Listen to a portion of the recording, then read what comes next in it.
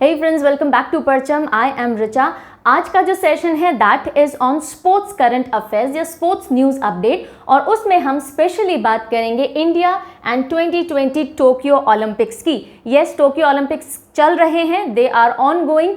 उसमें हम ओलंपिक्स के बारे में पहले ब्रीफिंग पढ़ेंगे, ओलंपिक्स कब से शुरू हुए और कौन सी ऑर्गेनाइजेशन है जो उसको मैनेज करती है. Then we will be moving over to Tokyo Olympics. Tokyo Olympics से जुड़ी खास जितनी भी बातें हैं जो एग्जामिनेशन पॉइंट ऑफ व्यू से इंपॉर्टेंट हो सकती हैं वो देखेंगे, बिकॉज एक ना एक क्वेश्चन एग्जाम में बन ही जाना चाहिए, बिकॉज इसी सीजन में ओलंपिक्स हो रहे हैं और आगे आने वाले जो भी एग्जामिनेशन होंगे कोई ना कोई सवाल ज़रूर बनना चाहिए.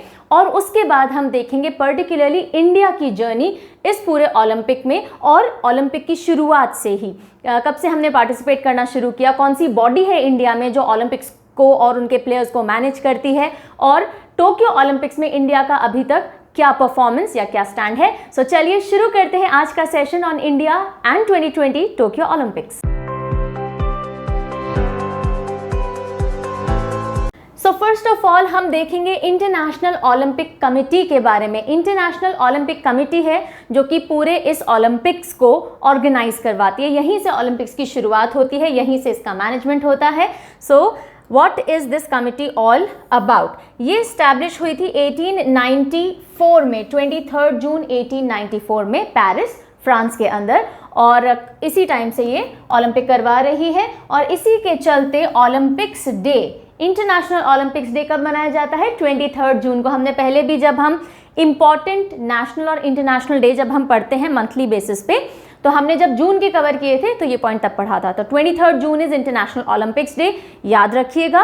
ओके, और जो इस्टेब्लिशमेंट हुआ था international Olympic committee that is IOC का, वो 23 जून 1894 को हुआ था. हेडक्वार्टर्स इसके लॉसान स्विट्जरलैंड में है, Switzerland. And president, current president is Thomas Bach. Thomas Bach. So अभी जैसे बर्थडे बैश होता है, दैट इज BASH, है ना, birthday bash, birthday party. So Olympics is a sports bash, तो उससे आप बैश याद रख सकते हैं. ओलंपिक्स भी एक बैश है, और बैश क्यों है? बिकॉज इनके जो करंट प्रेसिडेंट हैं उनका नाम है Thomas Bach. Then international Olympic day हमने देख लिया. अच्छा, इसका PDF कहाँ मिलेगा? आपके क्वेश्चन आए उससे पहले मैं बता दूं, इसका PDF आपको वेबसाइट पे अवेलेबल हो जाएगा करंट GK फोल्डर में. जब आप वेबसाइट पे जाएंगे तो वहाँ पे एक फोल्डर आपको मिलेगा करंट GK का. उस करंट GK फोल्डर में आपको ये PDF मिल जाएगा. और अगर आपने एनुअल सब्सक्रिप्शन ले रखा है जिसमें आपको सारे ही PDF एक साल तक मिलते हैं, पुराने नए, तो उसमें ऑटोमेटिकली ऐड हो जाएगा. वो आपने परचम ऐप से लिया होगा, सो आपको कुछ नहीं करना है उसमें, ठीक है. फिर हम आ जाते हैं 2020 टोक्यो ओलंपिक्स. अब ये 2020 नाम क्यों दिया गया? हो तो अभी रहे हैं 2021 में, बिकॉज ये होने थे 2020 में और ये पोस्टपोन होकर के 2021 में हो रहे हैं बिकॉज ऑफ कोविड पेंडेमिक. इसलिए नाम सेम रखा गया है 2020 टोक्यो ओलंपिक्स. तो याद रखेंगे इस बात को. चलिए यहीं पे आपको मैं दे देती हूँ फर्स्ट क्वेश्चन. ये क्वेश्चन हंट वाला क्वेश्चन नहीं है. आई रियली होप आप लोगों को पता है कि क्योंकि अब परचम फैमिली 1 मिलियन सब्सक्राइबर्स की होने वाली है आप लोग की वजह से. सो हम लोग ने कॉन्टेस्ट लॉन्च किए हैं. अभी तो एक ही किया है, एक आज अनाउंस हो जाएगा. और सो उस कॉन्टेस्ट के तहत क्वेश्चन हंट एक कॉन्टेस्ट चल रहा है. वो क्वेश्चन नहीं है ये जनरल क्वेश्चन है, तो इसका आंसर आपको मेल नहीं करना है, ठीक है. वो आएगा क्या इस वीडियो में क्वेश्चन हंट का क्वेश्चन? देखते जाओ, अभी नहीं बता रही हूँ. सो आपके लिए पहला क्वेश्चन है, बताइए ओलंपिक्स जो है वो कितने ईयर्स में कंडक्ट होते हैं? कितने ईयर्स में कंडक्ट होते हैं? ढंग से बताइएगा, 2 या 4 लिखने से काम नहीं चलेगा, ठीक है. मैंने 2 ऑप्शन दे दिए, 2 साल में कंडक्ट होते हैं या 4 साल में कंडक्ट होते हैं. तो अब आपको प्रॉपर्ली आंसर करना पड़ेगा ओलंपिक्स कितने साल में ऑर्गेनाइज होते हैं. फाइन, चलो जल्दी से कमेंट करके बताओ. अब क्योंकि हम बात करें 2020 टोक्यो ओलंपिक्स की, अच्छा आंसर मैं आपको लास्ट में दे दूंगी, इसी वीडियो में दे दूंगी ताकि आपको भी क्लैरिटी मिल जाए. टोक्यो ओलंपिक्स की जो प्रेसिडेंट है वो है Seiko Hashimoto. Seiko Hashimoto. So अब देखो, सीखो हंसी, कोविड-19 की वजह से पोस्टपोन हो गया लेकिन फिर भी सीखो हंसी. तो Seiko Hashimoto is the current president of 2020 Tokyo Olympics जो चल रहे हैं उसके. एंड वो खुद भी 7 टाइम ओलंपिक्स में पार्टिसिपेट कर चुकी हैं as speed skater and cyclist. So summer Olympics और विंटर ओलंपिक्स, हिंट मिल गया होगा इसके लिए, समर ओलंपिक्स और विंटर ओलंपिक्स दोनों में पार्टिसिपेट कर चुकी हैं स्पीड स्केटर और साइक्लिस्ट के तौर पे. चलिए फिर हम आते हैं ऑफिशियल मैस्कॉट्स. मैस्कॉट्स होते हैं यानी कि कोई ना कोई कैरेक्टर्स होते हैं जो रिप्रेजेंट करते हैं हर एक स्पोर्ट को। तो ओलंपिक्स में भी हर साल मतलब जब भी, नॉट हर साल, whenever whichever year to Olympics happen, तो उनके कोई ना कोई मैस्कॉट होते हैं। सो ऑफिशियल मैस्कॉट 2020 टोक्यो ओलंपिक्स का कौन सा है? मिराई तोवा। और ये क्या है सोमेती? ये पैरालंपिक्स का मैस्कॉट है। पैरालंपिक्स अगस्त में स्टार्ट हो जाएंगे। सो पहले ओलंपिक्स खत्म होंगे, फिर पैरालंपिक्स स्टार्ट हो जाएंगे। जो स्पेशली एबल्ड कैटेगरी होती है उनके लिए ओलंपिक्स जो करवाए जाते हैं उनको पैरालंपिक्स कहते हैं, पैरा कैटेगरी, है ना। सो मिराई तोवा आपको याद रखना है। कैसे याद रखेंगे? मिराई तोवा और फिर सोमेती। तो मिराई तोवा ओलंपिक्स का 2020 ओलंपिक्स का मैस्कॉट है। तो देखिए मीराबाई चानू, सो मीरा बाई में भी मीरा आता है और मिराई तोवा में भी मीरा, तो ये मैस्कॉट उनके लिए लकी हो गया, आप याद रख सकते हैं। और दूसरा जो नाम है वो सोमेती, ये पैरालंपिक्स के लिए है मैस्कॉट। फिर हम आ जाते हैं मोटो। नाउ मोटो स्पेशल इंपॉर्टेंट क्यों हो जाता है? हर इवेंट का कोई ना कोई मोटो होता है। बहुत फंबल हो रहा है ना, मोटो होता है। ओलंपिक्स का जब से ओलंपिक्स स्टार्ट हुए थे यानी 1894 से ही एक कॉमन मोटो चल रहा था, लेकिन इस साल पहली बार ये मोटो चेंज हुआ है और हमेशा ओलंपिक्स में अब ये चेंज देखने को मिलेगा जब तक कि फर्दर कोई चेंज नहीं किया जाता। सो पहले जो मोटो था ओलंपिक्स का वो क्या था? Faster, higher, stronger. बिकॉज जो भी इवेंट्स होते हैं वो इन्हीं कैटेगरीज को ध्यान में रख के बनाए जाते हैं ना, या तो फास्टेस्ट या स्ट्रॉन्गेस्ट या हाईएस्ट कोई कैटेगरी होती होगी है। सो फास्टर, हायर, स्ट्रॉन्गर, जिसको लैटिन में लिखा जाता है Citius, altius, फार्टियस in Latin.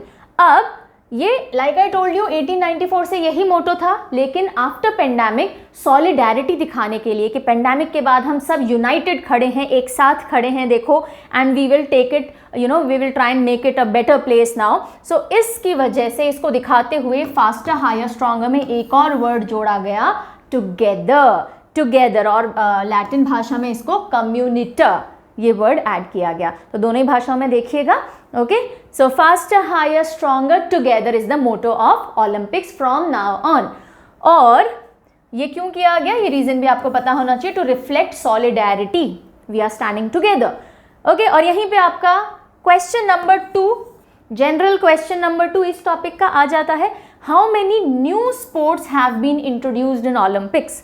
Yes, जैसे कोविड-19 ने बहुत कुछ बदला है तो ओलंपिक्स में भी कुछ चीज़ें बदली हैं। एक तो मोटो बदल गया और दूसरा क्या बदल गया, कुछ नए sports. I am asking only for new sports. Answer ध्यान से दीजिएगा क्वेश्चन को पढ़ के। न्यू, जो री इंट्रोड्यूस हुए उनकी बात नहीं कर रही हूँ मैं, जो न्यू स्पोर्ट्स इंट्रोड्यूस किए गए हैं, ऐसे कितने स्पोर्ट्स हैं जो अब से ओलंपिक्स में टोक्यो 2020 से एड ऑन हो गए हैं। ठीक है, नंबर बताइए, 1 2 3 4 5 जितने भी हैं बताइए। चलिए फिर हम आ जाते हैं आंसर पे। चलो आंसर आएगी अगली स्लाइड पे आपका। मैं फर्स्ट का आंसर भी आपको दे देती हूँ। ओलंपिक्स कितने साल में होते हैं? सो ओलंपिक्स वैसे तो एक ही, ओलंपिक्स जो हैं वो 2 पार्ट में डिवाइडेड होते हैं, summer Olympics and winter Olympics. Okay, summer Olympics में बहुत सारी कैटेगरी आ जाती है, बहुत सारे स्पोर्ट्स आ जाते हैं जैसे अभी हो रहे हैं, और विंटर ओलंपिक्स जिनके लिए बर्फ चाहिए, जैसे कि आइस हॉकी हो गया, आइस स्केटिंग हो गया, वो विंटर्स में होते हैं। सो ये 2 साल बाद ये, फिर उसके 2 साल बाद ये, विंटर ओलंपिक के 2 साल बाद समर ओलंपिक होगा, समर ओलंपिक के 2 साल बाद विंटर ओलंपिक होगा। तो अगर हम सिर्फ समर ओलंपिक की बात करें तो एक समर ओलंपिक कितने साल बाद होगा? 4 साल बाद। जैसे कि अभी 2020 में होना था, है ना, तो 2020 में समर ओलंपिक होना था। अब नेक्स्ट समर ओलंपिक कब होगा? 2024 में। लेकिन इस बीच 2022 में विंटर ओलंपिक आ जाएगा। ठीक है, अगर 2022 में विंटर ओलंपिक होता है तो अगला विंटर ओलंपिक कब होगा? 4 साल बाद, यानी 26 में। ओके, तो सिर्फ हम समर की कैटेगरी देखें तो हर 4 साल बाद होती है, विंटर की कैटेगरी देखें हर 4 साल बाद होती है, लेकिन ओवरऑल ओलंपिक्स देखें तो हर 2 साल में होता है। तो क्वेश्चन कैसा पूछा जाता है उसके बेसिस पे आंसर दीजिएगा। ठीक है, चलिए, सो ये भी हो गया। और अब आते हैं क्वेश्चन नंबर 2 के आंसर पे कि कितने नए स्पोर्ट्स ऐड किए गए हैं। तो न्यू ऐड किए गए 4, 5 नहीं, क्योंकि एक री इंट्रोड्यूस किया गया है। सिर्फ 4 ऐसे स्पोर्ट्स हैं जो कि पहली बार ओलंपिक्स में ऐड हो रहे हैं। वो कौन से हैं? वेरी इंपॉर्टेंट, ध्यान दीजिएगा। Karate, skateboard, sports and surfing. These are the, like I have written, they have the Olympic debut. पहली बार ओलंपिक्स में ये आएंगे। कौन से हैं? KS3 karate, skateboard, sport climbing and surfing. और एक ऐसा स्पोर्ट है जो पहले चलता था, 2008 में आखिरी बार खेला गया, फिर बंद कर दिया गया, वो था बेसबॉल, जिसको कई जगह सॉफ्टबॉल भी बोला जाता है। ये अलग अलग स्पोर्ट नहीं है, कई आपको साइट्स पे हो सकता है 6 देखने को मिल जाए, 6 नए स्पोर्ट्स ऐड हो गए, कहीं पे आपको देखने को मिल जाए 5 नए स्पोर्ट ऐड हो गए। नो, अगर आपसे बोला जाए कि टोक्यो ओलंपिक में कितने नए स्पोर्ट्स ऐड हुए तो 5 आप जवाब दे सकते हो, बिकॉज ये पांचों टोक्यो में पहली बार ऐड हुए हैं। लेकिन ओलंपिक्स में कितने नए स्पोर्ट्स ऐड हुए तो 4। ठीक है, क्वेश्चन बहुत ध्यान से पढ़ना है। चलिए आगे चलते हैं। अब हम आते हैं इंडिया के ऊपर, है ना। हमने वर्ल्ड लेवल पे देख लिया कि कौन सी ऑर्गेनाइजेशन मैनेज करती है, टोक्यो के बारे में थोड़ा बहुत देख लिया, ओलंपिक्स के बारे में। अब हम आते हैं इंडिया।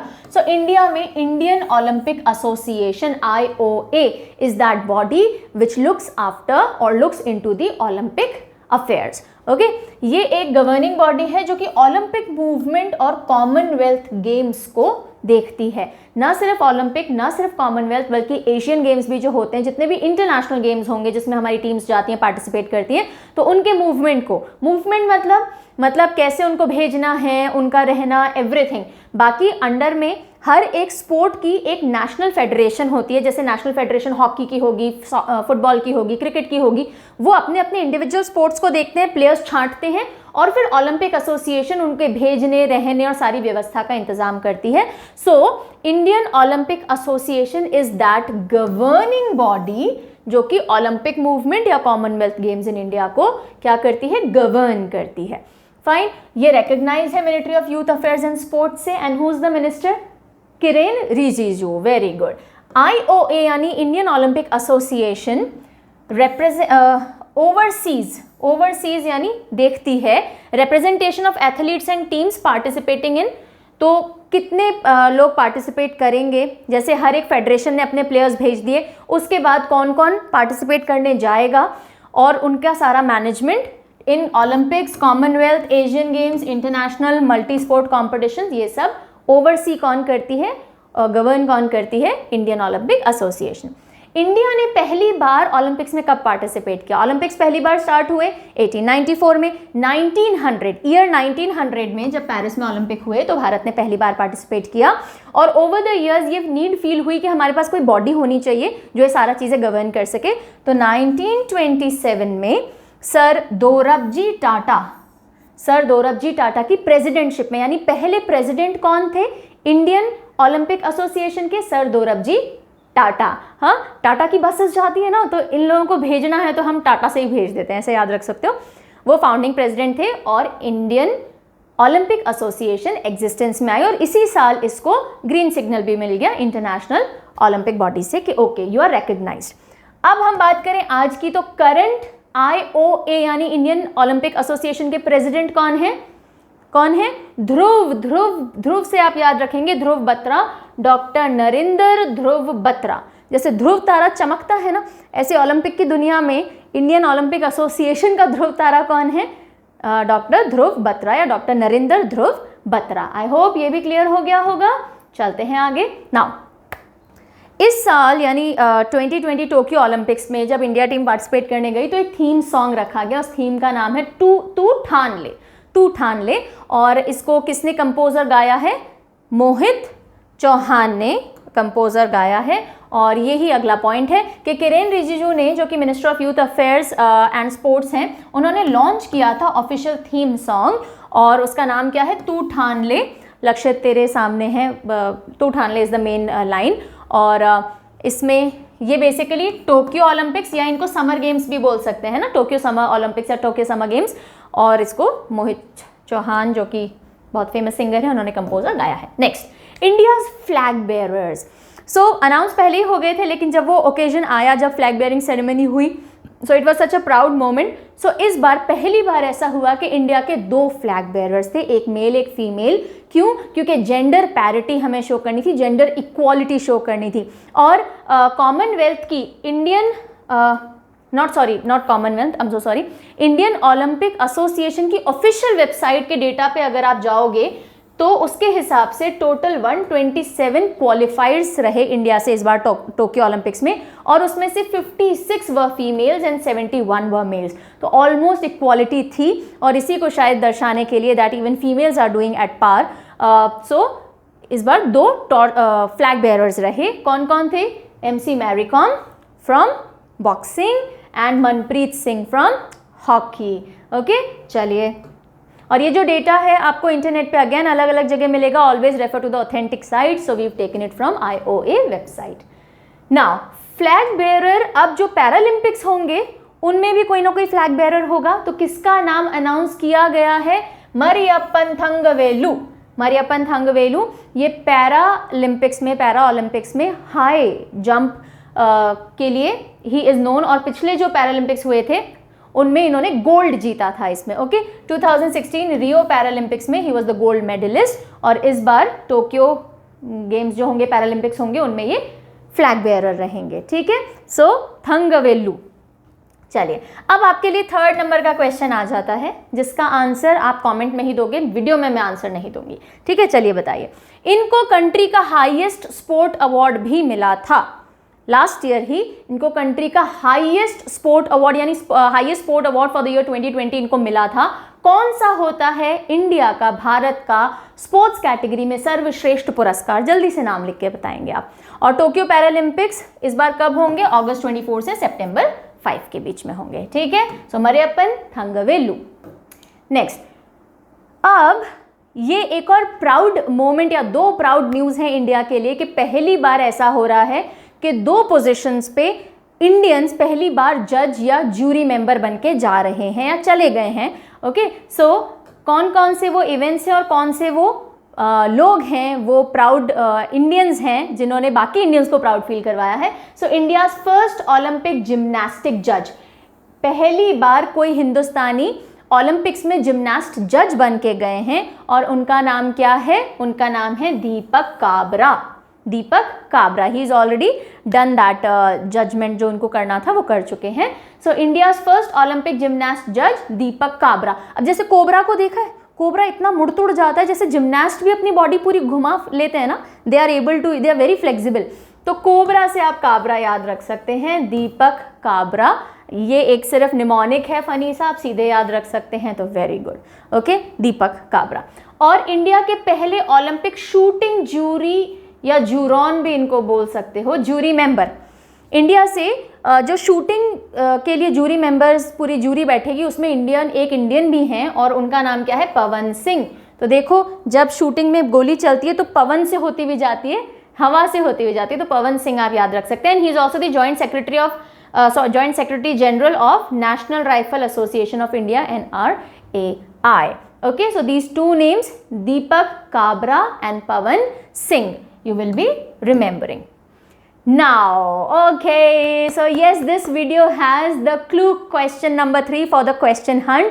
जो contest हमने आपके लिए लॉन्च कर रखा है वो क्या है वो अभी बताती हूँ। पहले क्वेश्चन देख लो और आंसर अपने पास रखना है, ना कमेंट में देना है ना मेल करना है, अभी कुछ नहीं करना है।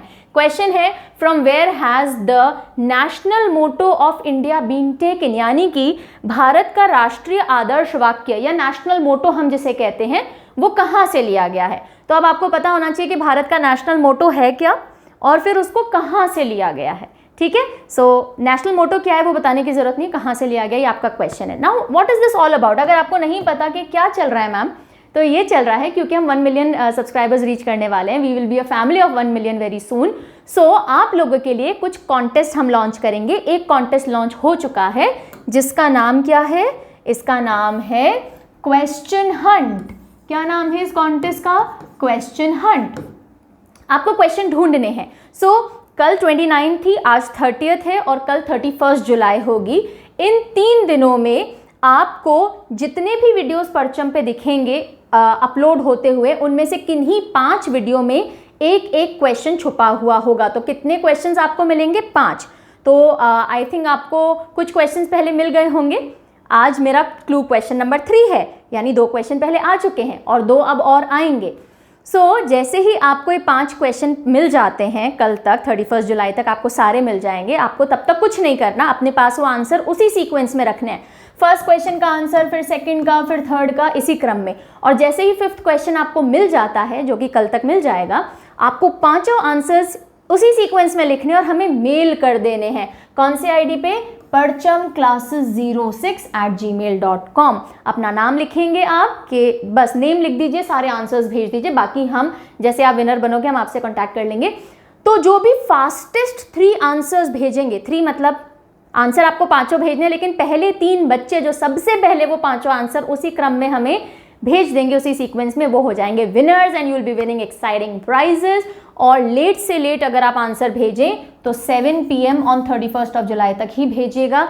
इससे अगर आप लेट देखते हो तो मत भेजिएगा, because contest will be closed. Okay, और इसकी ज़्यादा डिटेल के लिए I will be taking a live, तब मैं और समझा दूंगी अगर समझ नहीं आया तो। Now coming back to India and Tokyo Olympics 2020।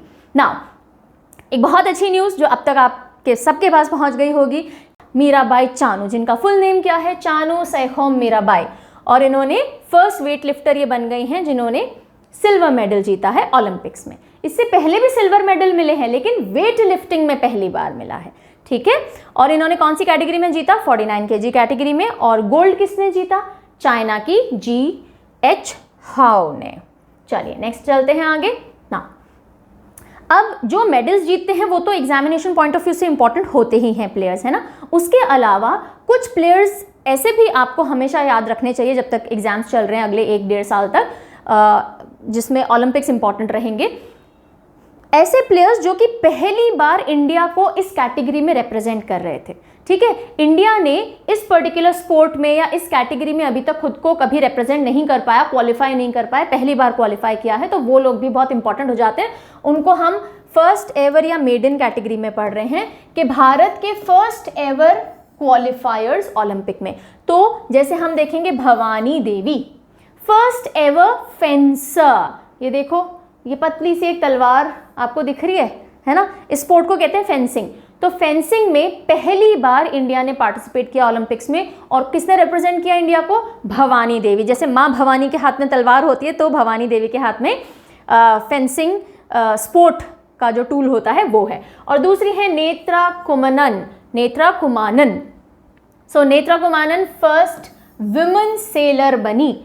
Selling category में और भी लोगों ने पार्टिसिपेट किया है, पहले भी किया है, लेकिन first women to take part into Olympics in the sailing category of events, वो कौन बन गई, नेत्रा कुमानन। सो नेत्र खुले रखने पड़ते हैं सेलिंग करते टाइम, है ना, तो नेत्रा कुमानन और भवानी देवी आप याद रखेंगे ना। इसी तरह से पैरालंपिक्स जो होंगे उसमें भी पहली बार हमने 2 इवेंट्स में क्वालिफाई किया है। इससे पहले भारत ने कभी क्वालिफाई नहीं किया था पैरालंपिक्स में जो अब होंगे। पहली कैटेगरी है ताइक्वांडो, ताइक्वांडो में तंवर ने यानी अरुणा तंवर ने पार्टिसिपेट किया है, तो टी से ताइक्वांडो, टी से तंवर आप याद रखेंगे।